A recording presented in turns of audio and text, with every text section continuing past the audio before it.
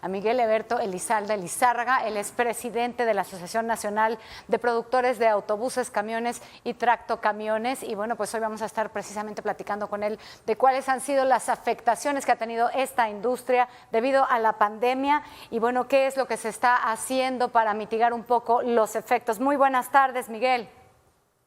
Muy buenas tardes, Joely. Muy buenas tardes, Berenice. Gracias por este espacio. Miguel, el presidente no ha descartado pues permitir el retorno operativo de actividades económicas no esenciales en el país a partir del 17 de mayo en algunas zonas de nuestro país. ¿Cómo pinta esto para la industria automotriz? ¿Es una ventana abierta para ustedes? ¿Estarán arrancando motores este mes? Mira, pues nos gustaría arrancar a la brevedad, obviamente con todas las medidas de seguridad y de higiene y de salubridad.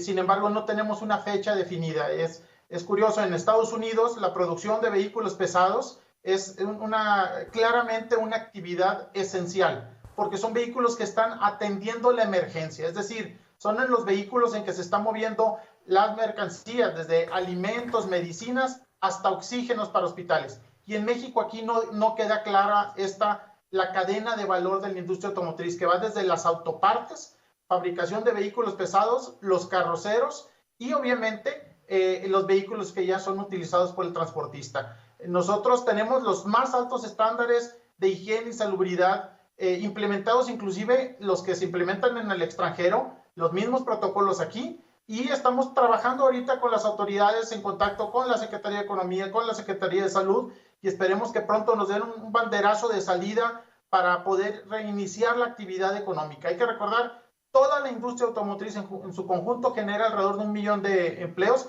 En nuestro caso, los vehículos pesados, aunque representamos aproximadamente el 20% de las exportaciones de vehículos, nuestra generación de empleos es menor de 100,000 personas. Entonces esperamos que los vehículos pesados podamos ser de los primeros en arrancar, porque somos los vehículos pesados, los autobuses, camiones y tractocamiones, los que están atendiendo el frente de batalla ahorita y que hacen que todos los productos, medicinas e insumos como hidrocarburos y oxígeno lleguen al que más lo necesita. En un minuto más me gustaría abordar justamente cuáles son estas claves de la negociación, tanto con la Secretaría de Economía como con la Secretaría de Salud, para la reactivación de esta industria. Pero ya que hablabas de estos empleados que tienen en esta industria, 100,000 personas aproximadamente, cuéntanos un poquito. Nada más. Cuéntanos un poco de cuál es el impacto en pérdidas hasta el momento, cuántos empleos podrían estar en riesgo si es que esta industria decide mantenerse todavía detenida por las negociaciones que tengan con el gobierno mexicano. Es decir, ¿de qué tamaño es el boquete, el golpe que se está llevando la industria y también los trabajadores? Porque son mexicanos los que en este momento tienen detenidos toda la operación y efectivamente pues les está impactando en su vida diaria. Muy buena pregunta. Mira, primero te diría que al día de hoy las plantas productoras de vehículos pesados todas están pagando los sueldos completos de sus trabajadores. Pero el problema que nos podemos enfrentar próximamente es que siguen ya abiertas todas las plantas de vehículos pesados en Estados Unidos y los transportistas están requiriendo vehículos pesados. Entonces, pudiera darse un cambio en el abastecimiento de los vehículos, ya sea que sean en de México, de otro país o del mismo Estados Unidos, y esto ya pudiera impactar las líneas de producción. Una forma de medirlo es a través de que hemos tenido para el mes de marzo una caída del 32% en el mercado interno, y esta semana vamos a sacar las cifras del mes de abril, mañana las debemos de tener. Estimamos que la caída va a ser aproximadamente de un 80%, entre 75 y 80%. Entonces, es un impacto muy grande para los vehículos pesados. El impacto sería a las 22,000 empleos directos de las plantas fabricantes de camiones, autobuses y tractocamiones, y obviamente al resto de 80,000 empleados de nuestra cadena de proveeduría. Y aquí el eslabón se revienta por lo más delgado. Si faltara un tornillo de una parte esencial de un vehículo, se para la línea de producción. Lo que queremos es que se reactiven con todas las medidas de seguridad sanitarias que las autoricen la Secretaría de Salud o la Secretaría de Economía, y reactivar la economía porque de por sí es un mercado que viene a la baja desde inicio de año y esto va a ser posiblemente el impacto en el mercado interno más grande que hemos tenido desde el año 2009. Miguel, estás justamente hablando de que hay afectaciones en la línea de productividad, hablando también de la presión que hay por parte de Estados Unidos, quienes ya están iniciando su apertura. Si ustedes no inician actividades y no se llega a un acuerdo con el gobierno mexicano, ¿esto podría fracturar o tener problemas con la competitividad del país frente al mundo?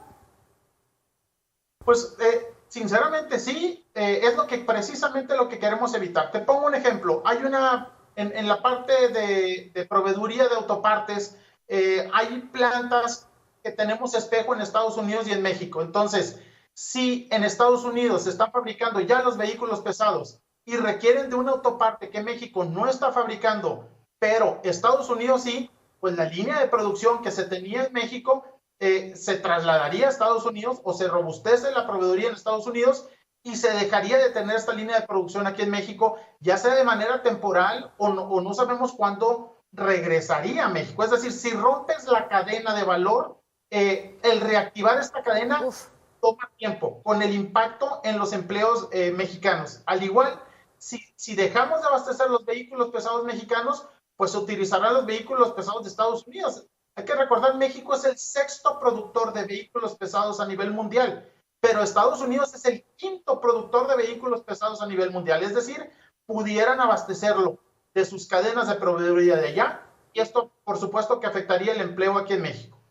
Así como nos lo cuentas, nos lo explicas, nosotros obviamente nos sorprende la cifra del impacto tan grave que podría sufrir esta industria. Este sentido de urgencia evidentemente lo tienen ustedes, lo tienen las autoridades cuando dialogan sobre la posible apertura. Entonces, ¿cuál es la clave para lograr avanzar ya en fijar una fecha, decirle a Estados Unidos y al resto de los mercados internacionales que estamos listos para dar el siguiente plazo? ¿Para cuándo prevén tener esa fecha de reapertura y cuáles son las claves de esta negociación? Yo te diría que aquí la clave es la salud. Es que las plantas, de hecho, ya tienen los protocolos para cuidar todo el distanciamiento social que sea apropiado. Porque, por supuesto, lo que no queremos es generar un problema de contagios en una de nuestras plantas. Esa sería la primera clave. Entonces, que se reconozca estos protocolos que tenemos en nuestras plantas para tener la autorización y la certeza legal, y no solo de la fabricación de autobuses, camiones y tractocamiones, sino de toda la cadena. Es decir, tiene que venir desde la proveeduría de autopartes, el carrocero, que es el que le coloca la caja o la pipa al vehículo pesado, hasta la matriculación de estos vehículos. Es toda la cadena la que debe de estar funcionando, y estamos tan integrados con Estados Unidos que muchas de las partes vienen de Estados Unidos y muchas de las partes de Estados Unidos tienen partes de México. Entonces, tiene que ser una apertura coordinada con Estados Unidos y Canadá, precisamente por esa alta integración que tiene la industria automotriz. Y reitero, es primero la salud de todos los colaboradores y todas las plantas, y una vez revisado, autorizado y todos nuestros protocolos que tienen los más altos estándares, inclusive igual que países del extranjero, Estados Unidos, Europa y Asia, a avanzar o tener la autorización o la banderazo de salida de la Secretaría de Economía, la Secretaría de Salud o la autoridad que nos los tenga que dar, y reactivar la economía. Miguel, el TEMEC entra en vigor el 1 de julio. Ante esta situación que está viviendo la industria automotriz en nuestro país, ¿cómo llegaremos a esta entrada en vigor del TEMEC? Mira, ese es un muy buen punto, porque se tiene pensado el 1 de julio que se reactive ya el tema del TEMEC, y nosotros tendríamos que estar abriendo antes para poder estar listos en esto. Imagínate que se reactive el TEMEC y tenemos nuestra línea de producción. Sería el peor mensaje que se puede dar a la industria automotriz en este sentido. Entonces, hay que prepararnos desde antes con la reactivación, y además hay otras variables que tenemos que resolver en el TEMEC, como las reglamentaciones uniformes, que todavía no tenemos una certeza específica sobre el cómo debemos de cumplir los requisitos nuevos de acero, de aluminio y de valor de contenido regional y de valor de contenido laboral. Es decir, ya sabemos qué se tiene que cumplir en el TEMEC, desde hace más de un año porque está en el tratado, pero el cómo está en las reglamentaciones y es ahí donde se deben de coordinar tanto México, Estados Unidos y Canadá y tenerlos a la brevedad para poder estar listos para abrir el 1 de julio. Idealmente sería que la industria automotriz le pudieran aplicar estas nuevas reglas hasta el 1 de enero del 2021, precisamente porque no están publicadas y por la complicación de atender ahorita la emergencia. La verdad, ahorita la industria está en Estados Unidos atendiendo la manufactura de vehículos para transportar artículos que son prioritarios en la emergencia. Entonces, creemos que nos deberían dar tiempo suficiente para prepararnos. La fecha ideal para nosotros sería el 1 de enero del 2021, que entren las reglas automotrices, aún cuando el tratado entre el 1 de julio del 2020. Oye, pero son 6 meses de diferencia entre la entrada en vigor y que se pudieran empezar a respetar estas fechas que ustedes proponen. ¿Solamente México está proponiendo eso? ¿Y qué respuesta han recibido de Estados Unidos y de Canadá? Porque también incluso se hablaba de estas figuras de observadores por parte de Estados Unidos en territorio mexicano justamente para esta revisión de toda la implementación del acuerdo comercial. ¿Hay espacio de verdad para hacerlo o prevén que ahí pudiera haber un punto clave, incluso hasta de ruptura o de revisión? Pues ahorita lo que nosotros quisiéramos es tener certeza, es decir, estamos a menos de 55 días de que entre en vigor el TEMEC y no tenemos un listado, como ejemplo, definitivo. Se han rebotado listados por varios meses del listado de fracciones arancelarias de acero y aluminio que debemos de cumplir. Es decir, si no tienes todavía un listado de las partes específicas de acero y aluminio que debes de cumplir, pues es complicado hacer un análisis con toda tu cadena de proveeduría. Es decir, tan solo un motor tiene más de 700 partes. Entonces, nuestros certificados para poder exportar tienen una validez anual de todo el 2020. El de cumplir estas nuevas reglas de acero, aluminio, valor de contenido laboral y regional, tendríamos que recertificar no solo la empresa fabricante de vehículos, sino otra vez también toda nuestra cadena de proveeduría. Entonces, no tenemos reglas definitivas. Tenemos que apenas iniciar los procesos de certificación y al mismo tiempo cumplir esto en 55 días está muy complicado. El riesgo es que tengamos que pagar un arancel que va desde el 4% al 25%, lo que nos saca totalmente de competencia. Entonces, creemos que debe de darse tiempo suficiente para que pueda cumplir la industria automotriz. Al menos 6 meses sería lo ideal. Si no, puede haber complicaciones para algunas de las empresas al lograr el cumplimiento de las nuevas reglas y tendría que pagar el arancel, lo que nos saca de competencia y obviamente la proveeduría o los vehículos pesados pudieran ser abastecidos de otros países, ya sea de Europa o de Asia, o inclusive incrementarse la producción en Estados Unidos, ya que Estados Unidos no debe de cumplir estas reglas totalmente para cumplir la misma fabricación en su territorio.